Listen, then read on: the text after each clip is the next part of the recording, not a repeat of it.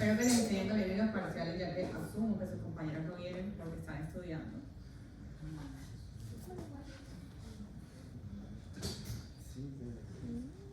O eso quiere creer el doctor Rafael Cobre. Entonces, como con eso, chicos, o sea, ustedes pagan una millonada impresionante para recibir estas clases. ¿Cuánto está su semestre? Como 20 años. 26, No sé, ustedes no les la plata que se está trabajando con ese sacrificio, además de lo que pagan y todo lo demás. Para reflexionar, ¿no? Vamos con eso. Entonces, hoy vamos a hablar sobre los agonistas adrenérgicos y los bloqueantes adrenérgicos o los antagonistas adrenérgicos. ¿Listo? Es una clase muy extensa y ustedes en algunos momentos de su vida van a volver a ver estos medicamentos, pero desde las diferentes especialidades, ¿ok? Porque pues claramente son medicamentos que van a actuar sobre el sistema simpático principalmente, pero pues tienen una distribución en todo el cuerpo, todos estos receptores alfa y beta-adrenérgicos. Entonces el objetivo de hoy es comprender desde la farmacología este tipo de medicamentos. Entonces, para hablar de eso hay que hablar un poco sobre las catecolaminas, que son básicamente la dopamina, la noradrenalina y la adrenalina, ¿cierto? Que son las que vamos a ver dentro de esta vía metabólica. Entonces las catecolaminas van a ser un grupo de neurotransmisores que van a ser derivados del aminoácido tirosina. ¿Listo? Que mediante la acción de diferentes enzimas dentro de la ruta metabólica se van a convertir en las aminamidógenas o las catecolaminas, como las conocemos. Se caracterizan, van a caracterizarse químicamente por tener un grupo catecol, que es el anillo de benceno que ustedes ven acá, con dos grupos hidroxilo en posiciones adyacentes y una amina que va a estar lateral. ¿No? Se producen o van a actuar y a producirse dentro de la médula suprarrenal como hormonas y dentro del sistema nervioso simpático como neurotransmisores. Entonces tienen como esas dos características muy importantes. Entonces recuerden que la adrenalina es una de las principales catecolaminas y esta va a tener una acción más que nada hormonal con un momento de acción bastante reducido que va a ser liberada por la médula suprarrenal en situaciones principalmente de estrés. Recuerden que las situaciones de estrés no es solamente estrés emocional como lo conocemos, sino cualquier cosa que estrese el mundo interno, ya sean enfermedades, infecciones graves, traumatismos, etc., van a producir que aumente la adrenalina circulante dentro del cuerpo en respuesta a ese estrés. La noradrenalina va a actuar principalmente como el neurotransmisor del sistema nervioso simpático. ¿Listo? Dentro de las acciones que vamos a ver a lo largo de esta clase van a ser principalmente noradrenérgicas. ¿Listo? Porque estamos hablando del sistema nervioso.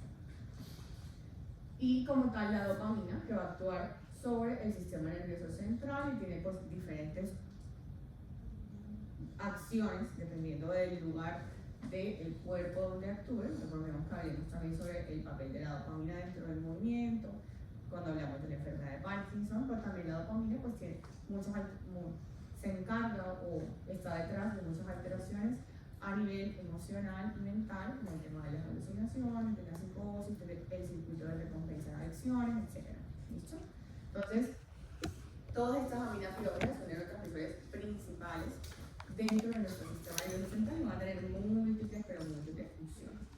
Y estas funciones se van a ver como una repercusión sobre cada uno de los sistemas de nuestro cuerpo, en especial el sistema cardiovascular, que vamos a hablar un poco de eso el día de hoy. Entonces, a nivel cardiovascular, estas catecolaminas, sobre todo la noradrenalina, va a tener un aumento de la PA sistólica, de la presión arterial diastólica, de la sistólica, y una disminución refleja de la frecuencia cardíaca, que de eso vamos a hablar más ahorita. Dentro de la adrenalina va a tener una disminución de la sistólica con un aumento moderado de la, una disminución de la diastólica con un aumento moderado de la sistólica y un aumento de la frecuencia cardíaca. Y la isoprenalina, que es uno de los fármacos que son antagonistas de la parte adrenérgica, entonces va a producir una disminución de la presión arterial, tanto sistólica como diastólica, con un aumento de la frecuencia cardíaca. ¿Listo? Entonces, dentro de esta neurotransmisión adrenérgica, vamos a ver que el neurotransmisor se va a sintetizar a partir de la tirosina proveniente de la dieta, que va a pasar primero por dopamina, por dopa, L-dopa, de tirosina pasa a L-dopa, luego a dopamina como tal, y a partir de la dopamina se sintetiza la noradrenalina. ¿Listo? Por la acción de diferentes enzimas. Dentro de esas vamos a tener la tirosina hidroxilasa, que es la primera que va a actuar sobre este aminoácido de tirosina, que recuerden proviene de la dieta. Entonces, esto va a depender de la disponibilidad para poder realizar la síntesis. Entonces, de tirosina va a pasar a dopa, y de dopa pasa a dopamina por la dopa descarboxilasa, y luego de dopamina va a pasar a noradrenalina por la dopamina beta hidroxilasa, y de esta noradrenalina va a pasar a adrenalina dentro de las glándulas suprarrenales por la acción de la feniletolamina N-metiltransferasa. ¿Listo? Entonces, ambas, recuerden que ambas, tanto la adrenalina como la noradrenalina, son activas a nivel del sistema nervioso central y a nivel de toda la periferia del cuerpo. Entonces, los receptores de adrenalina o de noradrenalina van a dividirse entre alfas y betas. ¿Listo? Entonces, dentro de estos receptores van a estar los alfa 1 que están acoplados a proteínas GQ y los alfa 2 que van a estar acoplados a proteínas GI. Ambos van a producir cambios en la transcripción de algunos genes y la liberación de potenciales de acción o continuación de potenciales de acción, en su mayoría excitatorios. Alfa 1 tiene tres subtipos, que es alfa 1A, alfa 1B y alfa 1D, y el alfa 2 tiene tres subtipos también, A, B y C. ¿Listo? Y los beta van a estar divididos en B1, B2 y B3. Y estos se van a acoplar a proteínas GS, pero el 2 y el 3 también se acoplan a proteínas GI. Entonces pueden tener como ambos mecanismos a nivel molecular. ¿Listo?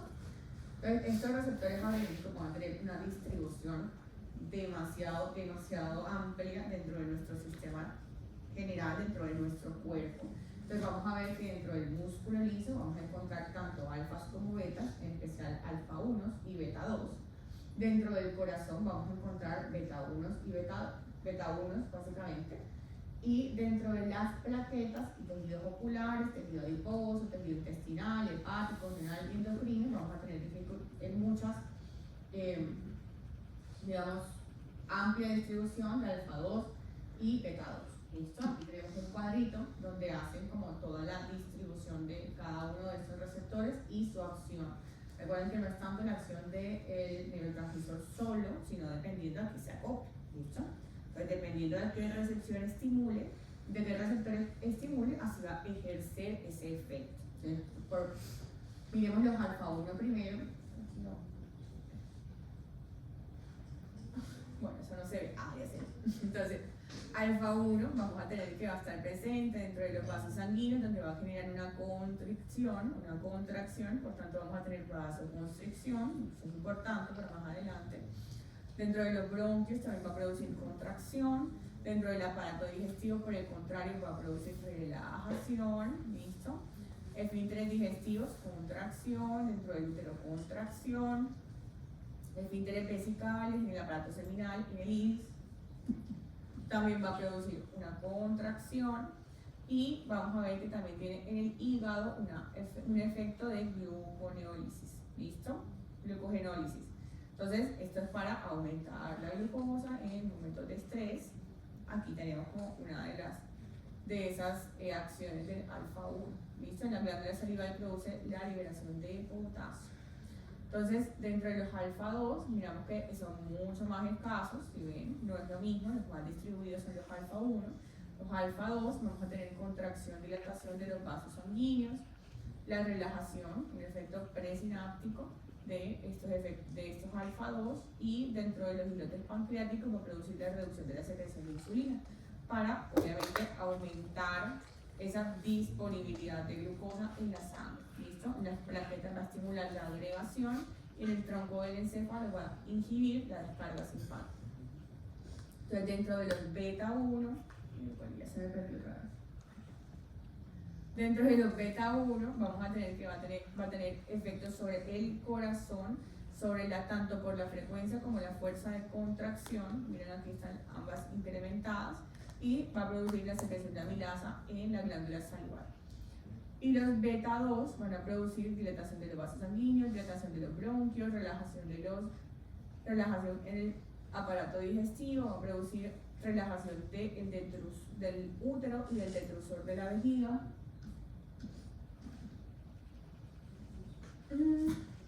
Por acá va a producir incrementos tanto en la frecuencia como en la fuerza del corazón.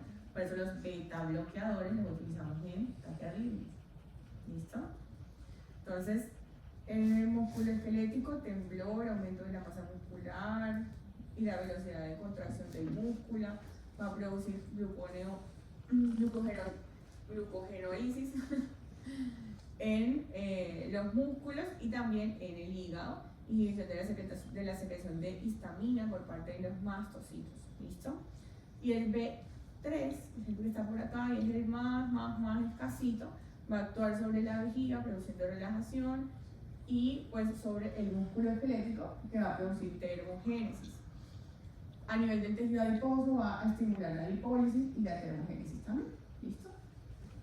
Entonces, obviamente, dentro de las cosas que más vamos a mencionar van a ser los alfa 1 y los beta 2 porque son los que más funciones tienen. ¿Ok?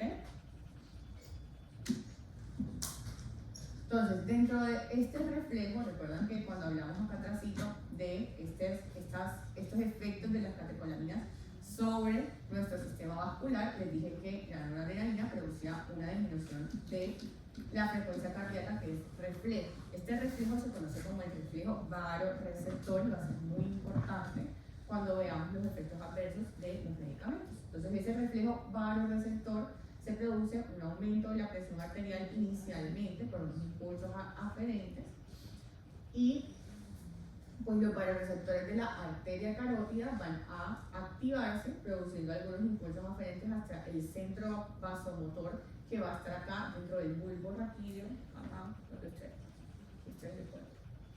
Y va a mandar un influjo simpático a esa arteria o a las arterias produciendo vasodilatación, ¿listo? Para ayudar al cuerpo a no tener ese aumento de la presión arterial. Recuerden que si hay vasoconstricción, la presión dentro del vaso es mucho mayor, y si hay vasodilatación, la presión disminuye, ¿listo? Entonces eso es lo que está buscando. Entonces, y a través de esas fibras del tracto solitario del centro vasomotor va a activar el núcleo motor del vago, que va a aumentar todo lo que tiene que ver con el flujo vagal. Entonces, el flujo vagal es parasimpático y va a ralentizar el corazón. Entonces, a pesar de que hay un aumento de la frecuencia de la presión arterial, el simpático va a responder con dos cosas. Por uno, vasodilatando las arteriolas, y por el otro lado, este reflejo que es vasovagal, que va a disminuir la frecuencia cardíaca del gasto cardíaco y por ende reducir la presión arterial. Esto es, recuerden que es un reflejo y que nos va a ayudar y nos va a proteger en condiciones normales. Pero cuando se dan fármacos que reducen la presión arterial, actúan sobre esta respuesta y producen una taquicardia refleja, ¿ya? Entonces, al contrario, cuando yo le doy a mi paciente cualquier antihipertensivo que me disminuya de forma abrupta la presión, voy a estimular en ellos este reflejo vasoreceptor, pero al revés, ¿listo? Mis arteriolas están sensando, esos vasoreceptores están sensando que la presión baja mucho, entonces el corazón en respuesta lo que hace es aumentar la frecuencia cardíaca. Entonces, hay otras acciones que va a producir dentro de la raíz adrenérgica sobre esta unidad muscular. Entonces, la noradrenalina, que va a ser sintetizada dentro de esta neurona presináptica, las neuronas adrenérgicas del sistema simpático, recuerden, se pasa tirosina a noradrenalina por toda la parte de la vía metabólica que yo les expliqué, y posteriormente esta se va a liberar y se va a unir a estos receptores que va a encontrar dentro de esa unión neuromuscular. ¿Listo? Entonces, la acción usualmente es corta porque se produce una rápida recaptación luego de que las vesículas de almacenamiento, aquí está, acá, tenemos aquí el recaptador que pues tiene baja afinidad, pero usualmente estos recaptadores son bastante rápidos y por eso la acción de la noradrenalina sobre las uniones neuromusculares y en general sobre todos los lugares donde va a actuar tiende a ser corta porque este recaptador es bastante eficiente. ¿Listo?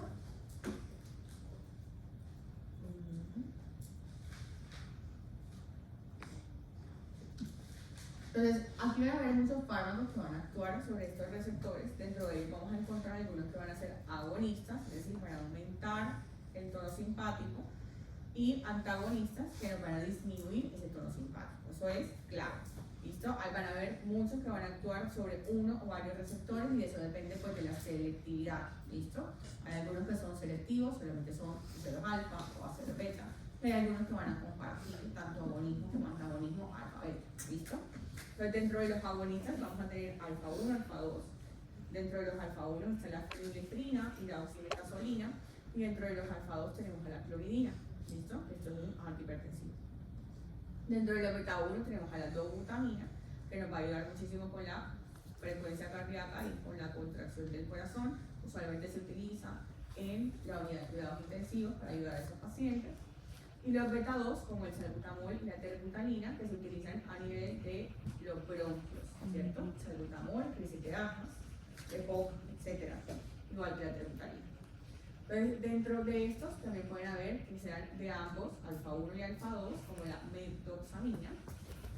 También la norepinefrina, que va a actuar sobre alfa-1, alfa-2 y beta-1. Y la epinefrina, que va a actuar sobre todo esto. ¿Listo? La isoprenalina, como les dije, es un producto experimental, realmente no es como un fármaco, pero estimula tanto beta-1 como beta-2.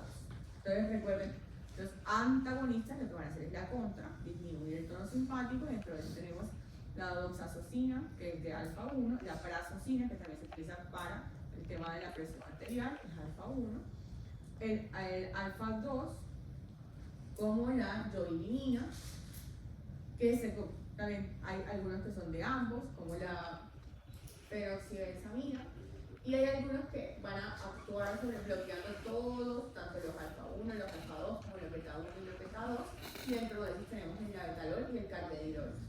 Hola, buenos días, ¿en qué podemos ayudar? ¿Tienen inconveniente por acá? Teníamos, pero ya solucionamos. ¿Qué? No salía la imagen. ¿Era que la botonera? No sé, lo arregló. Algo del botón y estaba mal configurada la fuente, pero ya. No sé. Listo. Sale. Bueno, hasta luego. Entonces, dentro de, como les dije, de los antagonistas, hay algunos que van a antagonizar todo, como el labetalol y el carvedilol, ¿listo? Que no son selectivos y que van a actuar sobre más de un receptor de tanto de los alfa como de los beta, ¿listo? Recuerden, el labetalol y el carvedilol son ambos de uso clínico. El labetalol se utiliza para crisis hipertensivas graves y el carvedilol se utiliza como cardioprotector o también para algunos arritmias, ¿listo? Ahí están los que estoy tomando, los primeros. Ajá. Y la oximetazolina, la vista para después. Sí, la activación disminuye la secreción de la glándula. El vasoconstrictor para que Y el se. vasoconstrictor. Y la pirefrina también con la gripe. Exacto. Entonces, dependiendo del ladero receptor, vamos a tener múltiples. ¿Listo? Entonces, aquí tenemos los alfa. Y los alfa-1 y los alfa-2. Entonces, dentro de los alfa-1, vamos a tener la fenilefrina, la methoxamina, la oximetazolina. Y dentro de los antagonistas vamos a tener trazosina, tamsulosina, 5-metilradipilo, el nigultipino, etc. ¿Listo? Que van a tener el sistema efector, recuerden GQ, los alfa son GQ y los alfa-2A, por ejemplo, son GI, los dos, los alfa-2, alfa-1 GQ, alfa-2 GI. Entonces, dentro de los alfa-2A, recuerden que un solo medicamento puede actuar sobre diferentes receptores alfa, no necesariamente tiene que ser por el uno. Por ejemplo, la fenilefrina está en ambos, la prazosina está en ambos, alfa-1A, alfa-1B. La prazosina actúa sobre todos los alfa, tanto 1 como B como D. ¿Listo? Entonces, como que cada uno van a tener múltiples fármacos que van a tener afinidad por más de un receptor alfa. ¿Listo? Entonces, lo que principalmente hacen estos antagonistas alfa, que tienen mucho valor clínico, sobre todo la adrenalina, que es la epinefrina, y la noradrenalina, que es la norepinefrina, ¿listo? O la norep, que se utiliza más que todo en la UCI. Entonces, en la parte inferior de esta raíz terminal vamos a tener la liberación de esta norepinefrina que va a actuar sobre todo sobre el músculo liso y por estimulación de los A1 va a producirse una contracción importante. ¿Listo? Entonces, tanto el músculo liso del corazón como el músculo liso de otras glándulas que va a producir contracción y liberación en caso de las glándulas o aumento de la presión arterial y la frecuencia cardíaca en el caso del corazón. ¿Listo? Entonces, dentro de las acciones farmacológicas como tal, vamos a tener que los alfa-1 van a producir la contracción del músculo liso de los vasos sanguíneos con el consiguiente aumento de esa presión arterial del útero. También va a producir la contracción del útero, que va a ser especialmente importante durante el parto. ¿Listo? De los esfínteres del tubo digestivo, del esfínter de la vejiga y del músculo radial del iris. Y va a producir la glucogenólisis dentro de los hepatocitos. En los receptores alfa-2 va a producir la inhibición de la liberación de noradrenalina. Entonces, principalmente un efecto, ellos tienen efecto de feedback, donde este receptor alfa-2 sensa como los niveles de noradrenalina dentro del espacio sináptico y va a inhibir esta liberación de noradrenalina. Y también va a producir la inhibición de la lipólisis en el tejido adiposo. Mientras que los agonistas beta-2 que se van a usar en contexto clínico como el salbutamol, la terbutalina, el salmeterol y la dobutamina, van a actuar también a nivel de estos receptores, a nivel del músculo liso y del músculo cardíaco para aumentar la frecuencia cardíaca y producir contracción. Recuerden, agonismo, no beta bloqueador, agonismo. Entonces, dentro de las acciones farmacológicas, aumentar la frecuencia cardíaca y la fuerza contráctil. Y dentro de los receptores beta-2, dilatación de los bronquios y las arteriolas, relajación del músculo detrusor de la vejiga y del músculo ciliar del ojo y la glucogenólisis. Y dentro de los beta-3 va a tener la lipólisis. ¿Listo? Entonces, fármacos principales agonistas. Tenemos la noradrenalina o la norepi, la misma, norepinefrina, que la vamos a usar principalmente en hipotensión, en esos pacientes que no son por diferentes causas, en especial los shocks, ya sea un shock cardiogénico, shock hipovolémico, shock séptico, el shock que tenga el paciente que le provoca una hipotensión que va a ser sostenida y que a veces puede ser de manejo, entonces utilizamos norepinefrina en la UCI como vasopresor. ¿Listo? Los efectos adversos de esto, obviamente, va a producir hipertensión, va a producir vasoconstricción, taquicardia o bradicardia refleja, cualquiera de las dos, y arritmias ventriculares. ¿Listo? Aspectos farmacológicos, tienen mala absorción oral, por eso la norepi se pone vía intravenosa con el paciente monitorizado en la UCI. Eliminación rápida de los tejidos, como les dije, la acción es muy cortica porque el recaptador es bastante eficiente. Y está metabolizado tanto por la MAO como por la COM, ¿te acuerdas de la monoaminoxidasa? ¿Listo? En la concentración media plasmática se alcanza más o menos a los 2 minutos de ser administrado el fármaco. Entonces siempre es importante que la norepi se titula, se pase por el bomba de infusión y siempre con el paciente monitorizado cardiovascularmente en la UCI. La adrenalina, que también va a ser tanto agonista alfa como beta, ambas, tanto la norepi como la adrenalina, se van a utilizar para el shock anafiláctico, para la parada cardíaca, añadido pues, a soluciones anestésicas locales también. Eso ayuda porque produce un poco de vasoconstricción local y disminuye el sangrado cuando vamos a hacer alguna intervención. Hormona principal en la médula suprarrenal, eso ya lo sabemos. Entonces, efectos adversos iguales a los de la norepi: hipertensión, vasoconstricción, taquicardia. Y se administra por vía intramuscular, vía subcutánea o en infusión IV que se hace en cuidados intensivos. Pero también se hace dentro del protocolo de parada cardíaca, el código azul. También se utiliza mucha adrenalina para ayudar al paciente a salir del paro. ¿Listo? La isoprenalina es una agonista beta, es no selectivo, se utilizó en algún momento en asma, pero actualmente está en desuso por completo.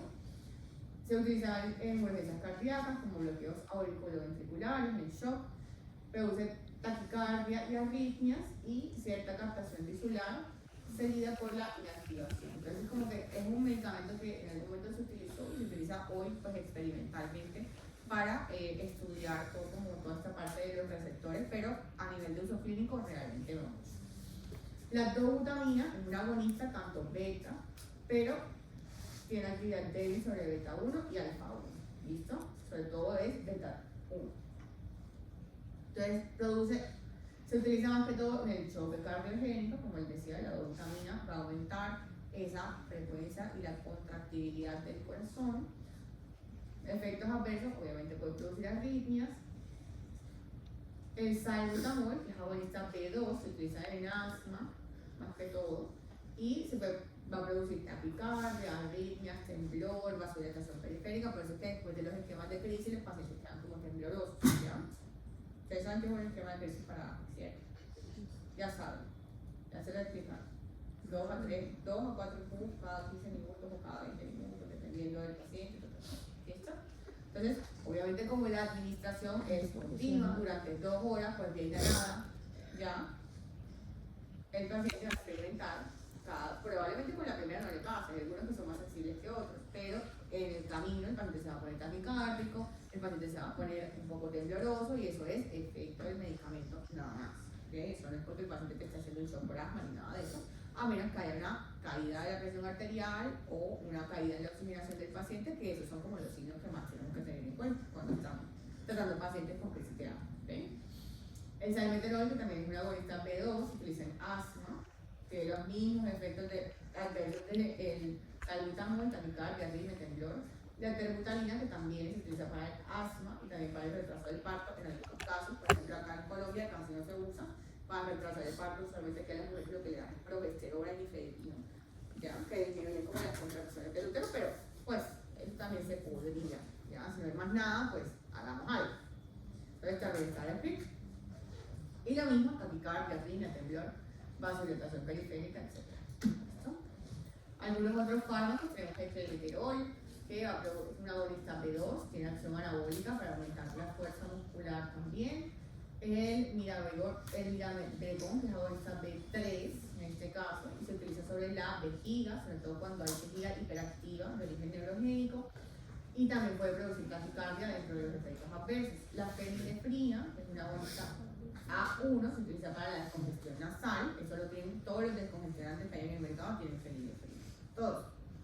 El Doleglipa, el Pax, el otro que es como, que se utilizan bastante, el flucetrin también trae acetaminofén, cetiricina y fenilefrina. Todos tienen eso, un analgésico, tienen un antihistamínico y tienen fenilefrina para disminuir la congestión nasal. Produce hipertensión, puede producir bradicardia refleja. La midodrina, un agonista alfa 1, se utiliza para el tratamiento de la hipertensión ortostática cuando ya es muy grave, porque el paciente tiene una disfunción autonómica. ¿Ya? Eso no se le da a todo el mundo, es que yo me levanto y me desmayo, no. ¿Okay? Ya cuando la cosa es bien grave es cuando se la puede montar. Puede producir hipertensión urinaria, secundaria al estímulo de los receptores alfa 1 de la vejiga. La metazolsamina es un agonista alfa no selectivo, también ayuda con la descongestión nasal. Y tenemos otros como la clomidina, la mexodina, la rifenidina, la lofexidina, que son agonistas parciales de alfa 1, pero también son agonistas de la inisalina. Y van a producir hipertensión, profilaxis se utiliza para la hipertensión, para la profilaxis de la migraña, para la inestabilidad vasomotora o los sofocos que le dan a las mujeres durante la menopausia o la perimenopausia. Y la lofexidina se utiliza para reducir los síntomas de la abstinencia a los opioides. ¿Ya? Los alfa 1 nos ayudan muchísimo. Entonces, los pacientes con abstinencia opioides les pueden montar clasocina, les pueden montar clomidina y los ayuda muchísimo con el tema de la abstinencia. Efectos adversos: mareo, hipotensión, edema, aumento de peso, hipertensión de rebote, etc. Porque tienden, por ejemplo, la clomidina tiende a bajar la presión arterial de forma muy abrupta y entonces el reflejo, el rebote, puede hacer que aumente la presión arterial en vez de disminuirla. Entonces, por eso siempre se administra como con un antihipertensivo de larga duración, tipo Humara 2. Cuando no es suficiente con el ARA 2 o con el IECA, entonces uno le adiciona clomidina para sacar al paciente de la crisis, pero pues ya de base va a seguir actuando nuestro ARA 2 o nuestro IECA para que no nos haga hipertensión refleja. Eso es muy importante. Y la dexmedetomidina, que pues, es una agonista alfa 2, que se utiliza para la sedación de los pacientes en la unidad de cuidados intensivos. También se ha utilizado mucho en los pacientes con delirio, porque disminuye muchísimo la agitación. Entonces, ayuda bastante. Y también se utiliza como premedicación anestésica. Entonces, en los agonistas alfa, los principales grupos de agonistas son los receptores de alfa adrenérgico, van a ser los no selectivos, como la benzamina y la fentolamina, los alfa 1 selectivos, como la prazosina, los alfa 2 selectivos, y además pues, los derivados ergóticos, como por ejemplo la ergotamina, que ustedes la van a escuchar mucho en compañía de la acetaminofén, acetaminofén con ergotamina, acetaminofén con cafeína más ergotamina, que se utilizan como analgésicos en la migraña. ¿Listo? Pero no son preventivos, porque es diferente darle al paciente un tratamiento preventivo para la migraña y otro que sea sintomático solamente como analgésico. ¿Listo? Entonces, dentro de estos alfa bloqueantes tenemos la alfusosina y la tamsulosina, que son bloqueantes alfa 1 competitivos. Discúlpenme, pero estos nombres horribles todos y realmente yo no uso estos medicamentos en el día a día, ¿ok? Estos son, por ejemplo, esta tamsulosina más que todo de los urólogos, ¿ya? Porque esto es para tratar cosas de la vejiga, relajar el músculo liso, de la vejiga, de la uretra, cuando las personas tienen mucha retención urinaria, cuando los señores tienen hiperplasia prostática, que hacen bastante retención urinaria. Entonces, esto los ayuda con ese caso. Tuvimos ¿Listo? una clase pasada, porque era también muscarina, protagonista muscarina también. Así es. La tamsulosina. Dentro del uso clínico tenemos síntomas urinarios causados por la hiperplasia. La oxacina, la prazosina y la teracina son alfa 1 competitivos también, pero van a producir, lo vamos a utilizar más que todo para problemas para aumento de la presión arterial, porque lo que va a hacer es producir una vasodilatación y una disminución de esta presión arterial. Pero también relajar el músculo liso vesical, uretral, prostático, y se utiliza para la hipertensión y los síntomas urinarios por hiperplasia prostática. La fenoxibenzamina es un bloqueante alfa 1, alfa 2, es no competitivo y va a producir una vasodilatación y va a disminuir la presión arterial también. Entonces, esta se utiliza en especial en los pacientes que tienen una hipertensión arterial que es muy crónica, pero que está causada por la presencia de un feocromocitoma. Recuerden que el feocromocitoma es un tumor que se produce a nivel de la glándula suprarrenal y lo que va a hacer es una secreción aumentada de catecolaminas, en especial adrenalina. ¿Listo? Entonces, eso va a producir que el paciente esté taquicárdico e hipertenso todo el tiempo. Entonces, hay que darle algo para mejorar eso. ¿Okay? En lo que se resuelve y se reseca el tumor o se decide qué va a ser clínicamente de ese paciente. La fentolamina es un bloqueante alfa 1 y alfa 2 que también va a producir vasodilatación, va a disminuir la resistencia vascular y la presión arterial, y se utiliza también en feocromocitoma, en necrosis y isquemia, tras la inyección de agonistas alfa adrenérgicos también. Entonces, efectos adversos va a tener muchos, pero principalmente estos que ya hemos hablado, ¿ya? Son principalmente por la inhibición de los receptores alfa, que produce vasodilatación periférica, mareos vérticos, compresión nasal, síndrome de displasia, trastornos de la eyaculación, taquicardia refleja, hipotensión postural, etcétera, etcétera. ¿Listo? Entonces, antagonistas beta, entonces vamos a tener dentro de esta. Entonces, los antagonistas usualmente son la butoxamina que se les para D2, y los antagonistas como el atenolol o el metoprolol, que ambos son selectivos para B2. ¿Ok? Y se utilizan más que todo a nivel cardiovascular. Acciones farmacológicas de este grupo, los antagonistas de B2 tienen una acción escasa sobre los individuos normales en reposo. Entonces, esto es importante porque si no se toma un beta-bloqueador, posiblemente no te va a hacer nada. ¿Ya? O sea, puede tener una disminución discreta de la presión arterial o de la frecuencia cardíaca, pero no va a ser tan significativo. En los pacientes hipertensos se utiliza para el efecto antihipertensivo, pero también para reducir el gasto cardíaco, disminución de la liberación de renina y disminución simpática a nivel general. ¿Listo? Entonces, si disminuimos un poco la acción simpática, va a disminuir obviamente la convección sobre esas arteriolas, va a disminuir también la frecuencia cardíaca y por ende vamos a tener una disminución del gasto cardíaco y de la presión arterial. ¿Listo? Efecto antianginoso para ayudar con la parte de la frecuencia cardíaca y la demanda metabólica. Recuerden que la angina aparece sobre todo ante el esfuerzo. ¿Listo? Cuando el paciente tiene angina de esfuerzo, quiere decir que yo estoy caminando o estoy trotando y ante el esfuerzo mi corazón empieza a fallar un poco y aumenta la presión arterial, aumenta la frecuencia cardíaca y tengo esas arterias tapadas, entonces no puedo hacer la compensación de la demanda versus lo que yo le puedo ofrecer a mi cuerpo en general y se produce el dolor de la angina. ¿Listo? Entonces cuando le damos el beta bloqueador, disminuimos la frecuencia cardíaca, disminuimos la presión arterial y disminuye también el efecto del dolor anginoso. Entonces dentro de los beta bloqueantes hay muchísimos. Entonces está el acetobutol, que es bloqueante beta 1, va a reducir la frecuencia cardíaca, el gasto cardíaco, la necesidad del oxígeno, la conducción del nódulo AB, la presión arterial.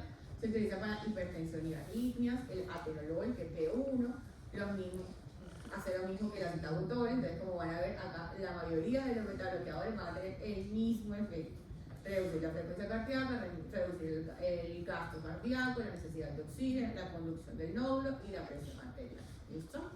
Entonces, literalmente todos hacen lo mismo excepto este betaxolol, que es más que todo ocular, que es lo mismo, hace todo lo mismo que este, pero también reduce la presión intraocular, entonces se utilizan gotitas en los pacientes que tienen glaucoma.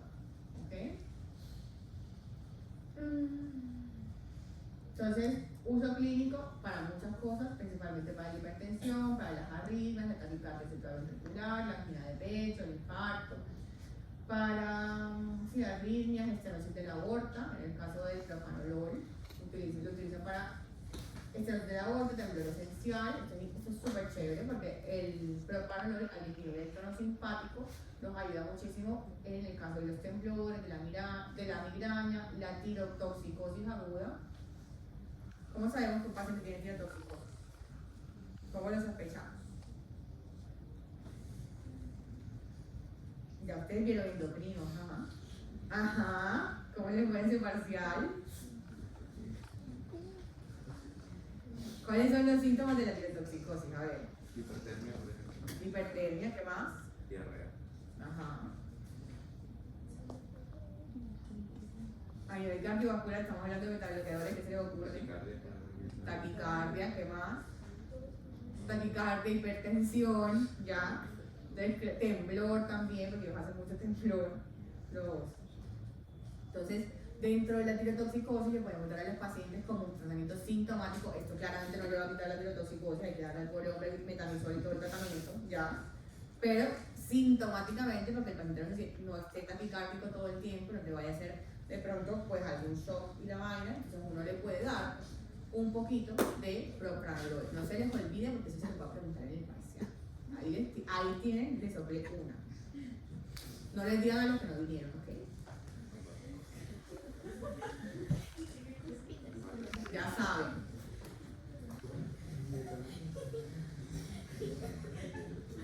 Entonces se utiliza también en infarto y en fibropropositor.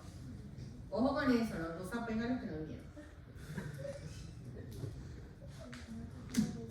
Entonces tenemos los bloqueantes que no son selectivos ni de alfa ni de beta, sino que actúan a nivel global tanto en alfa como en beta.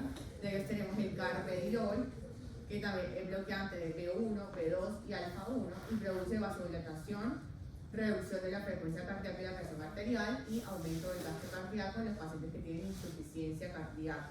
Carvedilol se utiliza muchísimo para la insuficiencia, funciona incluso mejor que el metoprolol o el propanolol para este tipo de pacientes. Y el labetalol es un bloqueante B1 y B2 y bloqueante alfa 2, produce una vasodilatación y reduce la frecuencia cardíaca y la presión arterial. El labetalol es como el gold estándar para lo que son crisis hipertensivas. Eso lo van a ver cuando estén por allá en medicina interna. Ellos aman colocar labetalol en realismo cuando llegan los pacientes en emergencia hipertensiva, cuando tienen un órgano blanco, ya sea corazón, o sea cerebro, llega el paciente con una crisis hipertensiva y de repente infartado o con una ACV y el medicamento de elección va a ser el labetalol para la disminución de la presión arterial. ¿Listo? Efectos adversos de los betabloqueadores, van a haber muchísimos, están a nivel cardiovascular, bradicardia, reducción excesiva de la frecuencia cardíaca, que es el efecto más frecuente, ¿listo? Incluso yo sé que mi paciente está bien beta bloqueado, o sea que le estoy dando el medicamento a la dosis que es, por el tiempo que es, cuando tiene una frecuencia cardíaca menor a 60, ¿ya? Que siempre se mantiene ahí como 55, como 60, 66. Yo sé que mi paciente está bien beta bloqueado. Si no tiene esa frecuencia, mija, aumentale porque eso no está haciendo nada. ¿Ya? Un paciente que está tomando beta bloqueador de una frecuencia cardíaca en 80, eso no está sirviendo para nada. ¿Ok?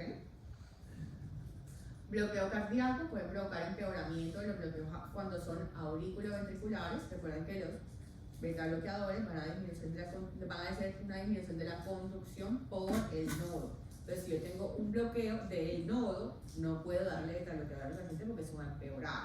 ¿Ok?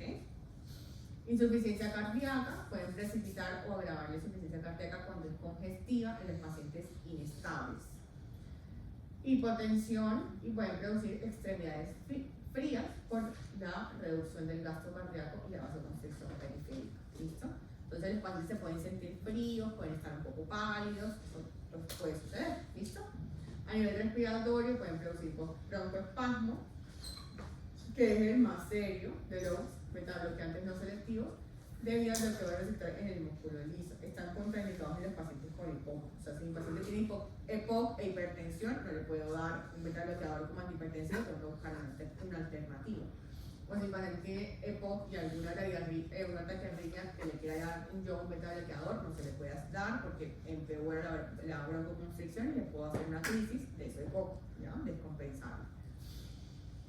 Metabólicos y endocrinos, puede haber enmascaramiento de la hipoglicemia, cuando el paciente no tiembla, no suda, ¿ya? Y pues esos son los síntomas usuales de la hipoglicemia, ¿listo? Disminución de la tolerancia a la glucosa, puede dificultar la recuperación de la hipoglicemia y alterar ligeramente el metabolismo de los lípidos, claramente porque tienen acción, acuérdense, sobre la glucogenólisis, ¿ya? Y sobre la adipólisis en los adipocitos, ¿listo? El sistema nervioso central, fatiga, letargo, insomnio, pesadillas en algunos casos. Se ha descrito que son depresores, pues obviamente disminuyen el tono simpático y algunas personas pueden experimentar depresión tomando los beta-bloqueadores. Otros pueden producir disfunción sexual, como disfunción eréctil, fenómeno de retirada, que es un fenómeno de rebote en el que el paciente, si se le retira abruptamente el beta-bloqueador, puede producir un aumento exagerado de la presión arterial y de la frecuencia cardíaca, precipitando infartos. Por eso siempre se tiene que hacer una retirada gradual. Entonces, dentro de esta clase es importante mencionar que hay algunos síndromes que se relacionan con la toxicidad por catecolaminas. En este caso está el síndrome simpático mimético. Así como la vez pasada hablamos del síndrome colinérgico, ahora vamos a hablar del síndrome simpático mimético. Entonces, bueno, simpático mimético quiere decir que está actuando como el simpático, pero peor. ¿Listo? Como que todas las acciones del simpático van a estar totalmente aumentadas. En este caso, se da por una sobreestimulación del sistema nervioso simpático debido a sobredosis o toxicidad por algunos agentes que aumentan la actividad de las catecolaminas, tanto la adrenalina como la noradrenalina. Y dentro de los causantes del síndrome simpático mimético vamos a tener la cocaína, las anfetaminas, la efedrina, la fenilciclidina y la pseudoefedrina. Recuerden que la mayoría de estas drogas van a tener su efecto sobre la liberación de vesículas y la sobreproducción de neurotransmisores. En este caso, por ejemplo, la cocaína va a producir una liberación masiva porque lo que va a hacer es llevar esas vesículas todas hacia la hendidura sináptica y liberar masivamente dopamina y noradrenalina. ¿Listo? Por eso es que la gente se acelera y se pone bacana, le da un high. ¿Listo? El high por la dopamina y el acelere por la norepinefrina. Y el acelere es total, el acelere es a nivel muscular, a nivel cardíaco, a nivel de la vasoconstricción, por eso es que estos pacientes hacen microinfartos, ¿ya? Y microparadas cardíacas por esa liberación masiva de catecolaminas que están experimentando. ¿Listo? Entonces, esto a nivel clínico se ve como un paciente taquicárdico, hipertérmico, con taquipnea, con las pupilas que van a estar midriáticas y aumento de la diaforesis y los ruidos intestinales. Entonces, importante, si yo veo a mi paciente de esa manera, pues obviamente hay muchas otras manifestaciones clínicas, pero básicamente son taquicardia, hipertensión, que va a ser por estimulación tanto de los alfa como de los betas, a nivel de la piel, va a ser algo térmico, diaforesis e hipertermia, o sea, recuerden que no necesariamente fiebre, más que todo un aumento, porque la fiebre implica que estamos defendiéndonos de algo. La hipertermia quiere decir que a nivel central las cosas están mal y aumentamos la presión, se aumenta por el tono simpático la temperatura. A nivel neurológico puede haber agitación, delirio, temblores, convulsión, y a nivel ocular puede haber miriasis. ¿Listo? Entonces, esto es muy importante porque vamos a tener que hacer toda una terapia de estabilización para que el paciente no entre en shock y no se muera. ¿Listo? Esto mata. Las intoxicaciones de este tipo matan. Entonces, lo primero que tenemos que hacer es la esterilización de la vía aérea, la respiración y la circulación, todo el ABC que se realiza para este caso. O sea, en las urgencias uno siempre empieza con la esterilización y el soporte vital. Asegurar la vía aérea, el soporte respiratorio, que no haya nada obstruyendo, que mi paciente pueda respirar bien, ni siquiera secreciones, hay que aspirarlo, todo eso. A nivel de la circulación, monitoreo intensivo de la presión arterial, de la frecuencia cardíaca, del ritmo cardíaco. El control de la agitación y las convulsiones, esto va a ser muy importante. Estos pacientes llegan agitados, pueden llegar incluso bastante agresivos con todas las personas a su alrededor. ¿Listo? Entonces la primera línea tiende a ser benzodiazepinas como el lorazepam o el diazepam. Controlar la agitación y la rigidez muscular que produce, y también nos pueden ayudar con el tema de las convulsiones, porque con eso se puede yugular convulsiones. Se administra titulando la dosis hasta que el paciente esté calmado y sedado. ¿Listo? Manejo de la hipertensión. Entonces, cuando la hipertensión es moderada, suele resolverse pues, con sedación producida por las benzodiazepinas, porque usualmente las benzodiazepinas producen sedación y también producen hipotensión. ¿Listo? Entonces, nos ayuda. Puede ser que las benzodiazepinas son estimulantes GABA. La hipertensión severa, entonces sí usamos antagonistas alfa bloqueantes como la fentolamina. Y las contraindicaciones clave, los beta-bloqueadores puros, no selectivos, generalmente están contraindicados cuando se usan solos, ya que bloquean la vasodilatación mediada por beta, dejando la estimulación alfa sin oposición, por lo que puede empeorar la hipertensión y la vasoconstricción coronaria. Las alternativas, siempre bloqueantes alfa-beta combinados, el labetalol. ¿Se acuerdan que les dije que en caso de urgencia el que se usa es labetalol, muchachos? Labetalol. Ay, ustedes sí están aquí. Aquí, focus. Les he dicho que el labetalol se usa en la urgencia todo con 500 pesos. Y el labetalol no lo vamos a mandar para casa, no le vamos a mandar pastillas de labetalol al paciente. El labetalol se utiliza intravenoso y se hace en urgencia. Ya, mi paciente está hipertenso por cualquier razón y todavía no sé qué tiene, pero tiene una crisis hipertensiva y eso lo puedo identificar. La labetalol mientras decidimos que tiene lo demás, ¿ok? O bloqueantes de los canales de calcio, que también se utilizan en la urgencia con mucha frecuencia. ¿Listo? ¿Dudas, preguntas? Ahí les dejo toda la bibliografía. Yo sé que esto es alert, pero no se estresen. O sea, aprendan, como yo les digo siempre, mecanismos de acción y efectos adversos y para qué se usa cada medicamento. Porque eso es lo que uno le pregunta a las pacientes. ¿Ok? Yo no me pongo tan creativa. ¿Listo? Juiciosos entonces. Off you go.